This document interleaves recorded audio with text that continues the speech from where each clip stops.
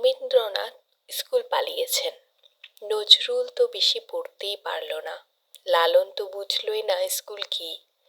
আজ মানুষ তাদেরকে নিয়ে গবেষণা করে পিএইচডি ডিগ্রি অর্জন করেছে। একজনকে তো ময়লা পোশাকের জন্যই পার্কে ঢুকতে দেয়নি। 30 বছর পরে উনি সেই পার্কটি কিনে ফেলেন আর সাইনবোর্ড লাগিয়ে দেন সবার জন্য উন্মুক্ত। স্টিভ জব শুধুমাত্র একদিন ভালো খাবারের আশায় 7 মাইল দূরে পায়ে হেঁটে গির্জায় যেতেন। ভারতের সংবিধান প্রণেতা বাবা আম্বেদকর নিম্ন বর্ণের হিন্দু ছিলেন বলে স্কুলের বারান্দায় বসে বসে ক্লাস করতেন। কোনো গাড়ি তাকে নিতেন না। মাইলের পর মাইল হেঁটে পরীক্ষা দিয়েছেন। বাংলাদেশ ব্যাংকের গভর্নর বাজার থেকে চাঁদা তুলে পড়ালেখা করেছেন। উনি সবার ঋণ শোধ করতে পারলেও ওই চাঁদার টাকা শোধ করতে কোনোদিন সাহস পাননি।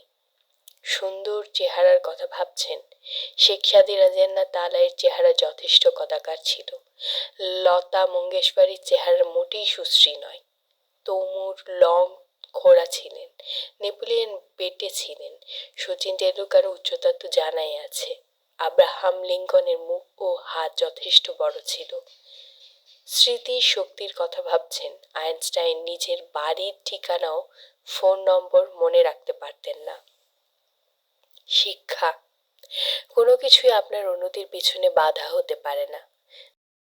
যদি কোনো কিছু বাধা হয়ে দাঁড়ায়, আপনার ভিতরের ভয়, সেটা ভয়কে দূরে রেখে জয় করা শিখুন। সাফল্য ধরা দেবেই দেবে।